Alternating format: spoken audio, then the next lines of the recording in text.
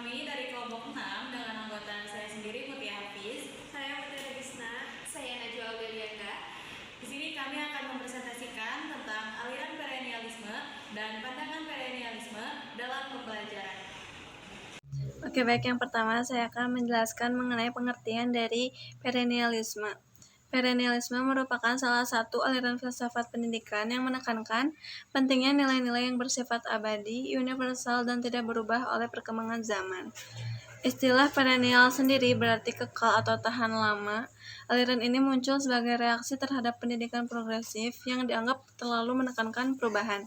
Dalam pandangan perennialisme, pendidikan bertujuan untuk mengembangkan akal budi serta melatih disiplin intelektual peserta didik agar mampu memahami kebenaran yang bersifat hakiki dan universal. Jadi perennialisme menekankan bahwa pendidikan harus berfokus pada nilai-nilai yang tetap dan tidak berubah serta mengembangkan kemampuan berpikir peserta didik. Selanjutnya, ciri-ciri perennialisme. Yang pertama yaitu berorientasi pada masa lalu atau bersifat klasik, yaitu menggunakan nilai dan pemikiran dari masa lalu yang dianggap masih relevan hingga sekarang. Yang kedua, menekankan disiplin intelektual, artinya peserta didik dilatih untuk berpikir secara logis dan mendalam. Kemudian yang ketiga berfokus pada nilai universal, yaitu nilai yang berlaku untuk semua manusia dan tidak berubah oleh waktu.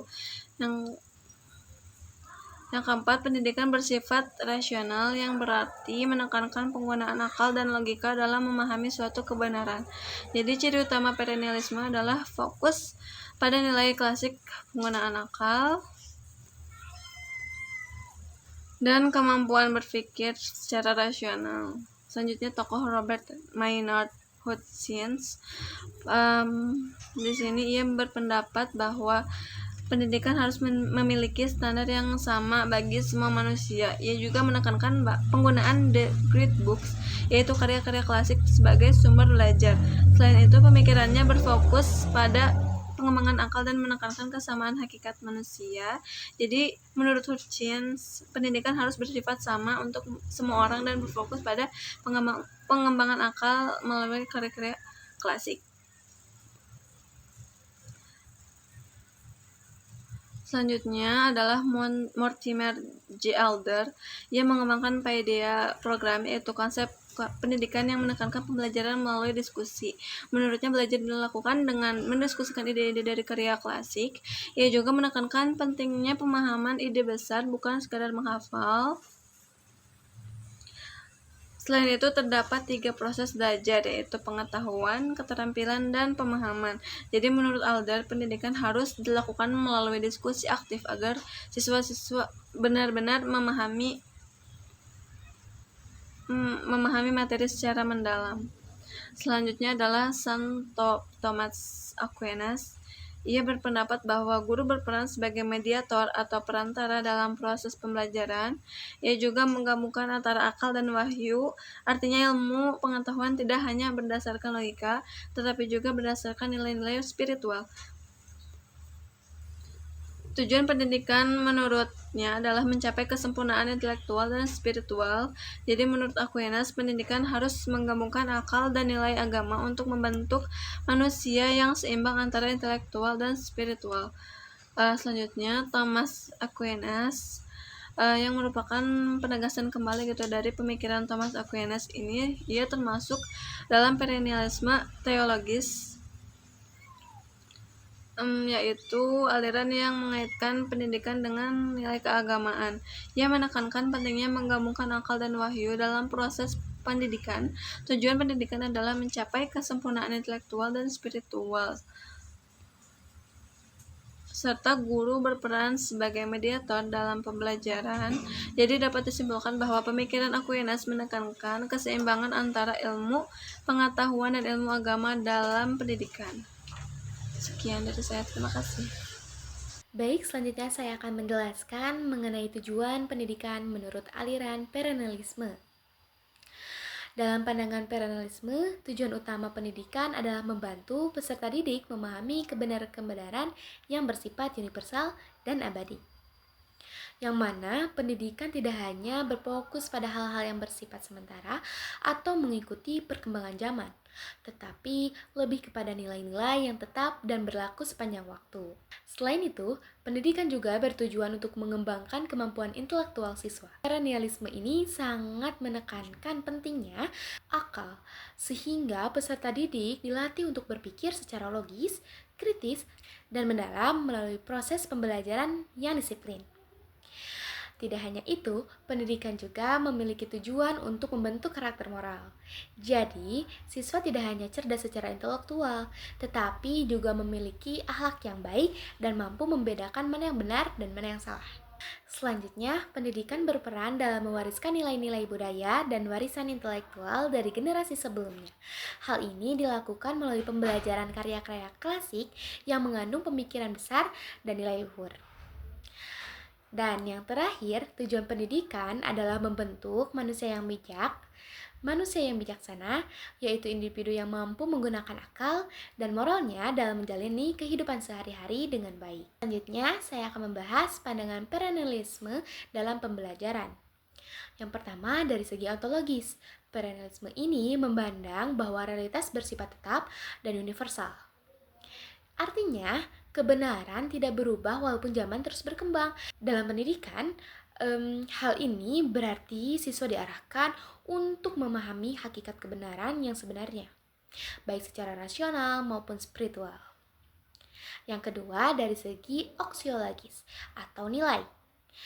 Perennialisme ini berpendapat bahwa nilai-nilai moral bersifat mutlak dan tidak berubah. Oleh karena itu, pendidikan harus menanamkan nilai-nilai kebaikan yang sudah terbukti sepanjang sejarah. Dan yang ketiga, tujuan